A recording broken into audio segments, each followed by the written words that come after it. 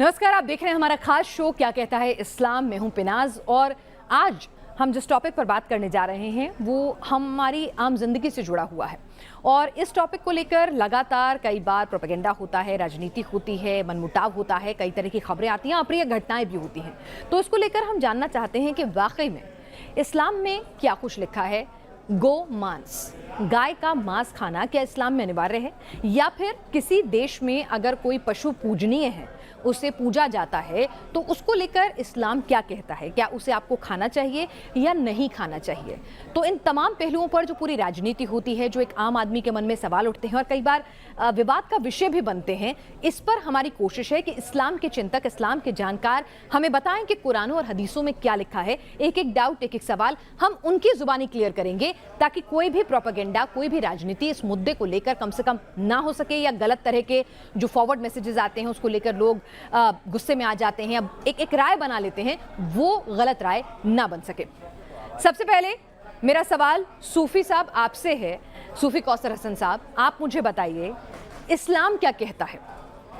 गाय का मांस खाना, गौ मांस खाना क्या वाकई में बेहद जरूरी है एक मुसलमान के लिए? मैं इस सवाल के जवाब के लिए आपको ये कहना चाहता हूँ, अल्लामा इकबाल ने एक शेर कहा था, नाहक के लिए उठे तो शमशीर भी फितना, शमशीर तो क्या नारे तकबीर भी फितना।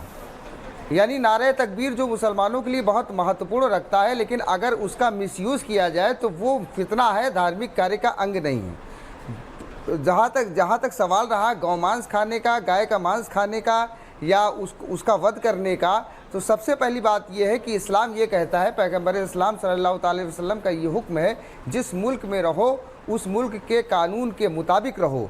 तो जब हमारे मुल्क के बहुत से राज्यों में गौवंश को के मतलब जो है को संरक्षण करने के लिए उस पर एक एक्ट बना हुआ, एक कानून बना हुआ है और उस हिसाब से वो गैर कानूनी है। तो लिहाजा जो भी इस तरीके का काम करता है वो गैर कानूनी काम करता है, यानी गुनाह का काम करता है। तो जो चीज़ गुनाह कर रही है तो वो चीज़ जायज़ कैसे हो सकती है, ये स्पष्ट सिद्धांत इस्लाम का है। और दूसरी बात है कि जिस चीज़ से के करने से फितना फसाद हो, हंगामा आराई हो, इंसानियत में दुश्मनी पैदा हो, तो वो हरगिज़ अमल नहीं करना चाहिए। ये इस्लाम के ख़िलाफ़ है। जो लोग भी ऐसा करते हैं वो इस्लाम के ख़िलाफ़ अमल करते हैं। और मेरी आपके इस चैनल के माध्यम से अपील है कि जो लोग भी इसको प्रश्रय देते हैं, ऐसा करते हैं, वो बराए मेहरबानी इन सब कामों को छोड़ दें, क्योंकि इससे मुल्क में फितना और फसाद फैलता है और मुल्क के लोगों में हमारे मुल्क के लोगों में भाईचारा प्रभावित होता है। जी, हमारे साथ इस्लामिक स्कॉलर यहाँ पर सरवर साहब भी लगातार जुड़े हुए हैं। सर, आपसे जानना चाहूँगी कि आपकी राय में, जो आपने पढ़ाई की है हाफिज़ गुलाम सरवर साहब, उसके हिसाब से कुरान हदीस में क्या ये ज़रूरी है कि भाई आपको गौमांस खाना है, कहीं इस तरह का कोई जिक्र है? और कुछ लोग कहते हैं कि भाई कुरान में या हदीस में ऐसा लिखा है, कुछ लोग ये तर्क देते हैं कि भाई अगर कोई भी पशु किसी भी मुल्क में या किसी भी इलाके में उसकी पूजा होती है, पूजनीय होता है, तो इस्लाम के मुताबिक उसे खाना, उसे मारना गुनाह है। इस पर मैं आपकी राय जानना चाहती हूँ, क्या ऐसा है? देखिए, बहुत सिंपल क्वेश्चन है ये, और मैं समझता हूँ भारत के आम मुसलमानों तक ये बात पहुँचनी चाहिए थी पहले ही। आपको टीवी पर इस डिबेट की ज़रूरत न पड़ती अगर बहुत पहले हमारे उलमा इस बात को वहाँ तक पहुँचा देते। देखिए, हमारे यहाँ खाने की सूची बनी हुई है और दो भागों में बांट दिया गया। एक बिल्कुल हराम, जिसे खाना ही नहीं है किसी भी कीमत पर, और एक हलाल, जिसे खाना है। तो हलाल की श्रेणी में गौमांस है, लेकिन आपका सवाल है कि क्या उसका खाना ज़रूरी है, सेवन ज़रूरी है, ये एक फिर प्रश्न से प्रश्न निकलता है। हलाल की फहरिस्त बहुत लंबी है, बहुत ही लंबी है। जिसको ये हलाल और हराम किस आधार पर निर्धारित होता है? एक सेकंड, क्योंकि ये शो हमारे बहुत सारे दूसरे धर्मों के लोग भी देख रहे होंगे, थोड़ा उनकी जानकारी के लिए भी बताएं कि हलाल और हराम किस आधार पर निर्धारित होता है, फिर मेरे दूसरे सवाल का जवाब दें। देखिए, कुरान में स्पष्ट शब्दों में इसकी सूची दे दी गई, क्या क्या तुम्हारे लिए हराम किया गया है और क्या क्या हलाल किया गया है। तो जो हलाल की सूची है उसमें जितने भी मांस है उसमें गौ मांस भी है, ये तो पहले स्पष्ट होना चाहिए। कोई बात दबकर, छिपकर, छिपाकर नहीं करनी है। अब आप आइए भारत में भारत का संविधान है और इस्लाम धर्म हमें जिस देश में हम रहते हो, दुनिया के किसी भी देश में हम रहते हो, वहाँ के कानून को फॉलो करने का, अक्षरशः पालन करने का और मानने का हुक्म देता है। बिल्कुल सिंपल सी बात। अगर भारत का संविधान हमें रोकता है, भारत का कानून रोकता है, भारत की सरकार रोकती है, तो हमें बिल्कुल इससे बचना चाहिए। ये तो एक बात। अब इससे एक और बड़ी बात कह रहा हूं कि हम जिस समाज में रहते हैं, यदि उस समाज का बड़ा पार्ट इसको अच्छा नहीं समझता है या हमारे इस खाने से उसे हमसे घिरना हो जाता है या वो हमसे दूरी होती है, तो इस सोशल इक्वलिटी को बनाए रखने के लिए, सामाजिक सौहार्द को बनाए रखने के लिए इस्लाम हमें इस बात के लिए प्रेरित करता है कि ऐसे चीजों से आप दूर हो जाएं जिससे आपके पड़ोसी को दुख हो। तो यदि हमारे पड़ोस में भारत के जितने भी मुस्लिम हैं, उनके सारे पड़ोसी हिंदू हैं, मैं समझता हूं 80% मुस्लिम हैं जिनके पड़ोस में 1-2 दीवार 4 दीवार के बाद हिंदू भाई हैं। तो अगर हमारे पड़ोसी को हमारे किसी खान पान से उनको तकलीफ है या उनकी भावनाएं आहत होती है, तो हमारा नैतिक और धार्मिक कर्तव्य है, सामाजिक कर्तव्य है कि हम ऐसे तमाम भोजन को छोड़ दें। जीने के लिए लाखों हलाल भोजन है जिसको हम ग्रहण कर सकते हैं। इन बातों के साथ आगे मैं कुछ और कहूंगा। एक बात आपसे फिर विनती करूं, गेस्ट कोऑर्डिनेटर अक्सर डिटेल, मुझे न तो सब्जेक्ट पता था कि क्या विषय है, और इस्लामिक स्कॉलर जो लिखा जाता है नीचे, मैं इस्लामिक स्कॉलर नहीं हूं, मैं एक संगठन ऑल इंडिया यूनाइटेड मुस्लिम मोर्चा का राष्ट्रीय प्रवक्ता हूं। हाँ, ये जरूर है कि इस्लाम को भी कुछ न कुछ तो जानता है, लेकिन स्कॉलर शब्द को मैं सुशोभित नहीं कर पाता हूं। ठीक है, ये बड़े शब्द हैं। जी जी बिल्कुल, हम इसे दुरुस्त करेंगे। जी, हम इसको दुरुस्त करेंगे सर। हाफिज साहब, मैं आपसे ये भी समझना चाहूंगी कि जो आपने बहुत बेबाकी से बताया कि क्या कुछ कहता है, इसी की बात को आगे बढ़ाते हुए माजिदी साहब मैं लेकर जाती हूँ।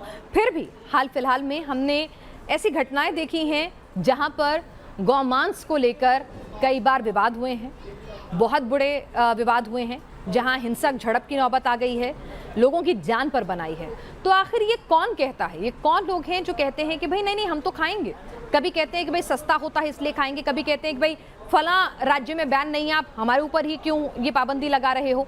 जबकि इस्लाम तो साफ साफ कहता है कि भाई अगर समाज का एक तबका आहत हो रहा है, अगर आपका पड़ोसी आहत हो रहा है, तो बिल्कुल नहीं खाना है, ये गुनाह है। तो ये गलत शिक्षा कौन दे रहा है? इस्लाम में तो कहीं नहीं लिखा, जितना मैं सर की बात से समझ पाई हूँ, सरवर सर की बात से, अगर मैंने सही समझा है तो। नहीं, बिल्कुल माजिदी साहब, नहीं, इसी बात को मैं माजिदी साहब से आगे बढ़वाऊंगी। जी जी जी जी ऐसा है कि इसको करने के लिए कोई प्रेरित नहीं करता। मैंने आज तक नहीं सुना होगा किसी भी जगह पर कि किसी भी मतलब जिम्मेदार धार्मिक जो है अधिकारी ने या धर्माचार्य ने कहा हो कि आप इसको जबरिया करें। ये किसी भी जिम्मेदार आदमी की तरफ से ऐसा नहीं कहा गया। चूँकि ऐसा है कि इसमें बहुत खुली सी बात है कि एक वर्ग को विशेष लाभ होता है, उसका कारोबारी लाभ होता है, तो महज अपने कारोबारी लाभ के लिए वो ऐसा करते हैं।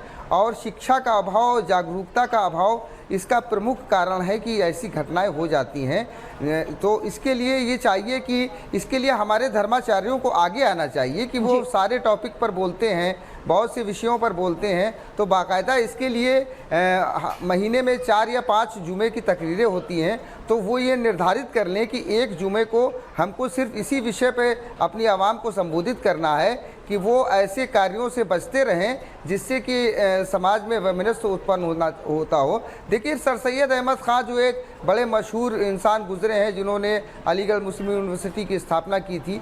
गाज़ीपुर में जब वो एक अध्यापक थे तो उन्होंने एक जगह अपनी तहरीर में लिखा था कि गाय की कुर्बानी करने से अगर जो है हिंदू आहत होते हैं, हमारे दूसरे मज़हब के लोग आहत होते हैं, तो अगर उसको न करने से वो खुश हो जाते हैं, तो उसकी कुर्बानी करने से न करना 1000 दर्जा बेहतर है। तो जो भी स्कॉलर्स गुजरे हैं, मुस्लिम स्कॉलर्स गुजरे हैं, जो मुस्लिम धर्माचार्य गुजरे हैं, तो उन्होंने इस बात का संदेश दिया है कि नहीं, हमको ऐसे कार्य करना चाहिए जिससे कि समाज में आपसी भाईचारा बना रहे। अब उसके लिए ये आवश्यक है कि सभी लोग मिलजुल करके प्रयास करें, सही बातों का प्रचार प्रसार ज़्यादा किया जाए, सकारात्मक चीज़ों का प्रचार प्रसार ज़्यादा हो, नकारात्मक चीज़ों का प्रचार प्रसार उतना नहीं होना चाहिए, सकारात्मक चीज़ों का प्रचार प्रसार बिल्कुल हमारी कोशिश भी इस शो के जरिए, माजिदी साहब, हमारी शो के जरिए कोशिश भी यही है कि इस्लाम को लेकर कई बार आपके पास ऐसे फॉरवर्ड, आजकल सोशल मीडिया का ज़माना है, ऐसे व्हाट्सएप फॉरवर्ड मैसेजेस आते हैं, ऐसी बातें आ जाती हैं जो काफ़ी मन को भड़काने वाली हो जाती हैं किसी भी धर्म विशेष के लिए। दोनों तरफ की बात कर रही हूँ मैं, एक ही तरफ की बात नहीं कर रही हूँ। कई बार मुस्लिम भाई आहत हो सकते हैं, कई बार दूसरे धर्म के लोग आहत हो सकते हैं, इस तरह की बातें आती हैं, तो हमें क्लैरिटी लेते चलिए। सरवर साहब, आप बताइए कि इस चीज़ को लेकर एक क्लैरिटी, एक क्लियर, जब चीज़ें बिल्कुल स्टेटेड हैं, आपने भी बताया और माजिदी साहब ने भी बताया कि भाई इस्लाम कतई नहीं कहता है कि कोई भी ऐसे पशु की कुर्बानी दो या उसके मांस का आप सेवन करो जो दूसरे के लिए पूजनीय हो या फिर उसकी भावनाएं आहत होती हैं। जब इस्लाम में ये साफ साफ लिखा हुआ है, फिर भी ये नौबत आती है कि इसके नाम पर दंगे फसाद होते हैं। कई व्हाट्सएप फॉरवर्ड आपके पास आते हैं कि भाई फलां जगह वो गौमांस का सेवन कर रहा था, या कई जगह इस तरह की अफवाहें चल निकलती हैं। तो इसको लेकर एक क्लैरिटी क्यों नहीं दे देते धर्मगुरु, क्यों अपना एजेंडा चलाते हैं? देखिए, हम लोगों ने बचपन में देखा है कि त्यौहार चाहे मुस्लिम का हो या नॉन मुस्लिम का, आपस में एक दूसरे को मिलकर सेलिब्रेट करते थे। दुर्गा दशहरा के मेले में हम अपने नॉन मुस्लिम के भाइयों के घर जाते थे, जलेबी और पोहा वगैरह हम लोगों को मिला करता था। और हमारे यहाँ ईद में, बकरीद में, मुहर्रम में, जो भी त्यौहार इस तरह के लोग आते थे। आप जानते हैं कि जब से ये सोशल मीडिया का ज़माना आया और आरोप प्रत्यारोप का एक दौर चला, तो मैं ये बिल्कुल नहीं कहूँगा कि इसमें नॉन मुस्लिम का कोई बहुत बड़ा रोल है। दोनों तरफ से ऐसे लोग सक्रिय हैं जो सोशल मीडिया पर आपत्तिजनक पोस्ट करते हैं, भावनाओं को आहत करते हैं। लेकिन मैं समाज में जो देख रहा हूँ, एक बिल्कुल आजमाई हुई चीज़ कि हिंदू मुस्लिम के बीच दूरी हो गई है। अब इस तरह के त्योहारों में हमारे नॉन मुस्लिम भाई जल्दी आना नहीं चाहते, उन्हें डाउट होता है। हम बकरा भी खिलाना चाहते हैं तो उन्हें लगता कहीं ऐसा तो नहीं है, तो इसके जिम्मेदार वो नहीं है, इसके जिम्मेदार तो हम ही है, क्योंकि हमने उनको भरोसे में नहीं लिया। हमने शायद समाज से धोखा किया, शायद समाज को हमने कहकर भी शायद वो काम नहीं किया।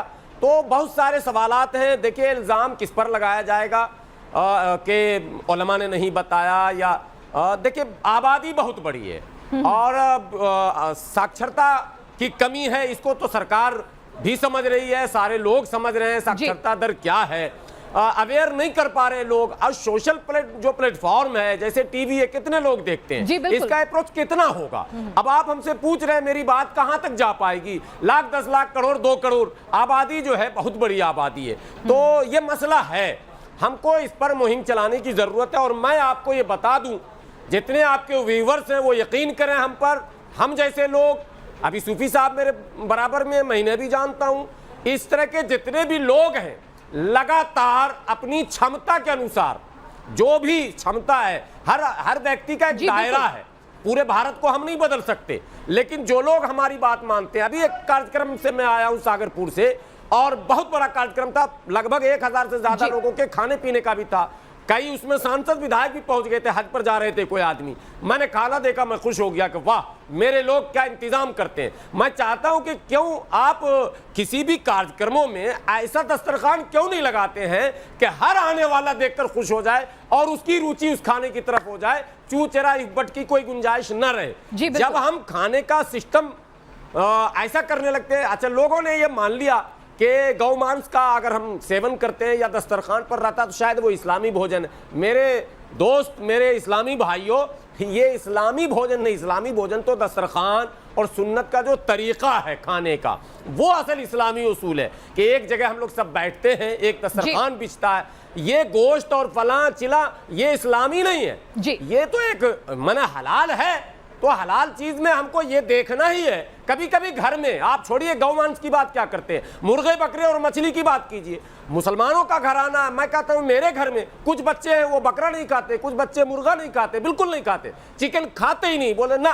कुछ बच्चे अंडा नहीं खाते, कुछ बच्चे मछली नहीं खाते। तो ये हमें घर में भी तो देखना पड़ता है, सामंजस्य स्थापित करना पड़ता है। तो समाज में भी हमको सामंजस्य स्थापित करना पड़ेगा। मुझे खुशी है माजिदी साहब, आपने और सरवर साहब, आपने इतने खुले दिल से, बहुत बेबाकी से ये बात रखी है कहीं भी कुरान हदीस में क्या कुछ लिखा हुआ है ये बहुत अच्छे से बताया है। और आगे भी आप कह रहे हैं कि अपने अपने स्तर पर कोशिश करनी चाहिए तमाम मुस्लिम धर्मगुरुओं को इस संदर्भ में क्लैरिटी देने की, ताकि ये जो रोज के टकराव हैं, जो आपने बहुत अच्छी बात की कि जो शक की नज़र से देखा जाने लगा वो शक दूर हो। माजिद साहब, एक और बात, सरवर साहब, इस पर मैं आपकी भी टिप्पणी लेना चाहूँगी। दोनों से सवाल है, एक एक करके जवाब दीजिएगा। माजिद साहब, पहले आपसे। हम कहीं पढ़ रहे थे, देखिए मैं बहुत ज़्यादा जानती नहीं हूँ इस्लाम को, जो भी हम सर्च करते हैं उसमें जो निकल कर आता है उस पर क्लैरिटी लेना चाहते हैं आपसे। तो हम पढ़ रहे थे तो वहाँ पर लिखा गया कि एक बार पैगंबर साहब को जब गौ मांस परोसा गया तो उन्होंने कहा कि इसका दूध घी तो अच्छा है पर इसका मांस नहीं खाना है। इसको लेकर भी जो धर्मगुरु हैं उनकी अलग अलग राय है। कोई कहता है कि ये गलत बात है, ऐसा कहीं कहा ही नहीं है। इसकी सच्चाई क्या है माजिदी साहब, आप ज़रा समझाएं, फिर सरवर साहब आपका व्यू पॉइंट लूँगी। बिल्कुल बिल्कुल, ये बिल्कुल सच है कि नबी करीम सल्लल्लाहु ताला अलैहि वसल्लम ने फरमाया कि गाय के दूध में और घी में शिफा है और उसके गोश्त में वबा है, यानी बीमारी है। अब एक चीज़ और मैं जोड़ देना चाहता हूँ, चूँकि मुझे आपका शो बहुत अच्छा लगा, इससे पहले भी मैं आपके शो में आया था और बहुत आप इंसानियत पर उपकार कर रहे हैं ऐसा शो चला करके। मैं आपको एक बात बताऊँ, केवल गौ मांस ही नहीं, किसी भी प्रकार के मांस के लिए हमारे देश में नागौर एक स्थान है, नागौर शरीफ में एक दरगाह बनी हुई है हज़रत ख्वाजा हमीदुद्दीन नागौरी रहमतुल्लाह अलैह की। तो एक मर्तबा आप वहाँ पर बैठे हुए थे, बहुत सारे राजपूत आपसे कुछ दूर पे खड़े हुए थे, तो आपने उनको बुलाया कि हमारे नज़दीक आओ, तो वो नज़दीक आए। बोले कि हम तो यहाँ पर रोज़ बैठते हैं, तुम लोग आते नहीं हो। तो उन राजपूतों ने कहा कि बाबा हम आपके पास आना चाहते हैं, आपके पास बैठना चाहते हैं, आपका सानिध्य प्राप्त करना चाहते हैं, लेकिन आपके यहाँ जो वो खाना वाना बनता है उस वजह से हम नहीं आ पाते हैं। तो आपने फ़ौरन ही अपने जो नौकर थे या खादिम थे उनको बुलाया कि देखो हमारे यहाँ के खाने से ये हमसे दूर हो रहे हैं, तो तुम ऐसा करो कि आज से हमारे यहाँ नॉन वेज बनेगा ही नहीं। आज 800 बरस हो गए नागौर की हज़रत ख्वाजा हमीदुद्दीन नागौरी रहमतुल्लाह अलैह की दरगाह में नॉन वेज बनता ही नहीं है, वहाँ पर सिर्फ मीठा बनता है जिसे हिंदू और मुसलमान सब खाते हैं। इस्लाम तो वो है कि जो लोगों को नज़दीक लाने के लिए अपने जायज़ खाने को भी छोड़ देता है। मांस, गौ मांस तो छोड़िए, उन्होंने किसी भी प्रकार का मांस ही खाना छोड़ दिया, और मांस तो छोड़िए, लहसुन और प्याज जैसी चीज़ें जो सात्विक उसमें श्रेणी में नहीं आती हैं वो चीज़ें छोड़ दी। तो इस्लाम तो ये दर्श देता है, ना कि लोगों को तोड़ने का दर्श देता है। इस्लाम तो मोहब्बत और भाईचारे का दर्श देता है, जिसकी ये मिसाल है। आज 800 साल हो गए। बिल्कुल, क्या खूब उदाहरण दिया है। तो देखिए कि किस तरह से अपने अपने प्रोपेगेंडा और अपनी राजनीति चमकाने के लिए किस तरह से गंगा जमनी तहजीब जो है मुल्क की कई बार बिगाड़ी जाती है। सरवर साहब, ये जो बात मैंने कही, जो मैंने पढ़ी थी, उस पर आपका व्यू पॉइंट भी जानना चाहूँगी, क्योंकि इस बात को लेकर कोई कहते हैं कि भाई आप लोग गलत बात फैला रहे हैं, पैगंबर साहब ने तो ऐसा कभी कुछ कहा ही नहीं था। मैं आपका व्यू पॉइंट जानना चाहती हूँ। मजीदी साहब ने अपना व्यू पॉइंट लिखा, क्या कहीं ऐसा जिक्र है कुरान या हदीस में कि पैगंबर साहब ने ऐसी कोई बात की हो कि गौमांस नहीं खाना चाहिए, या जो बात अभी मजीदी साहब ने बेहतर तरीके से बयां की? देखिए, सबसे पहले इस देश में मुसलमानों में ही बैठकर एक डिबेट की ज़रूरत है कि ईमान इस्लाम है क्या। और भारत के अगर संदर्भ में यदि देखेंगे तो भारत में सूफियों ने इस्लाम फैलाया, और प्रचार ये हो गया कि मुग़लों ने इस्लाम लाया तलवार से। मुग़ल आया जिस सन में, तब तो यहाँ 7वीं सदी में इस्लाम आ चुका था, और हमारे सूफियाओं ने अपने वो असल इस्लामी अंदाज को सामने रखकर सबका दिल जीता। तो इस्लाम दिल जीत कर फैला, लेकिन दुर्भाग्य से हमारे ही उलमा ने इस्लाम की ऐसी शक्ल पेश की कि लोग कहने लगे ये तो तलवार से फैला भाई। और आज भी हम तलवार छुरा लेकर दिखाते हैं कि खबरदार, और ये सीमा पार करोगे तो ये करेंगे, और वो सीमा पार करोगे तो वो करेंगे। इस्लाम में ये चीज़ नहीं है। एक बात, आप बहस कर रहे हैं गौमांस पर क्या कहता है इस्लाम। मैं कहता हूँ कुछ कॉमन बातें होनी चाहिए, कॉमन सेंस जिसको आप कहते हैं। आप अरब में आज भी देख लें और आज से 1400 साल पहले भी देख लें, गौ तो नज़र ही नहीं आता था। वहाँ तो लोग ऊँट, दुम्बा, भेड़ ये ज़्यादा इस्तेमाल करते थे। और नबी पाक सल्लल्लाहु अलैहि वसल्लम के ज़माने में खाने पीने का जब जिक्र आएगा तो उसमें दुम्बे का जिक्र आएगा, उसमें भेड़िए का जिक्र आएगा, उसमें ऊँट का जिक्र आएगा। ये मैं समझता हूँ 80-90% यही जिक्र आएगा। अगर खाने में मैंने नॉनवेज का आएगा तो साहब ये कहाँ से आप ले आए गाय खाना ज़रूरी है। अब तक तो हम लोग सुन रहे, ये एक हलाल है, सूची में है हलाल की, यानी हम खा सकते हैं, हमारे लिए मना नहीं है, लेकिन हम खाएंगे ही या खाना अनिवार्य है या सुन्नत है या वाजिब है या मुस्तहब है या इसके खाने से सवाब मिलेगा, पुण्य मिलेगा? बिल्कुल नहीं। भारत के संदर्भ में यदि कहें तो इसके खाने से गुनाह मिलेगा, क्योंकि कानूनी हम अपराध कर रहे हैं और कानून का सम्मान करना इस्लाम हमको सिखाता है। तो बिल्कुल इससे दूरी बननी चाहिए। बिल्कुल माजिद साहब, सरवर साहब, आपने बेहतरीन तरीके से इस मुद्दे पर, जो मुद्दा आम लोगों से जुड़ा हुआ है, यानी कि जहां दीवारें मिलती हैं वहां भी कई बार मनभेद हो जाता है इस मुद्दे को लेकर, क्योंकि एक के लिए वो पूजनीय है और दूसरा अगर उसे खाने की शक भी पैदा हो तो कहीं ना कहीं बात बिगड़ जाती है। तो आपने इतना क्लैरिटी से बताया कि इस मुद्दे को लेकर इस्लाम क्या कहता है कि गाय के मांस का सेवन करना चाहिए, नहीं करना चाहिए, किस हद तक करना चाहिए, क्या कुछ लिखा है कुरान और हदीसों में, क्या कहा था पैगंबर साहब ने। आपने जानकारी दी और इसके ऊपर जो धूल पड़ी हुई थी वो हटाई। आपका बहुत बहुत शुक्रिया। क्या कहता है इस्लाम हमारे आज के एपिसोड में इतना ही। कल फिर हाजिर होंगे एक और नए एपिसोड के साथ शाम 6 बजे।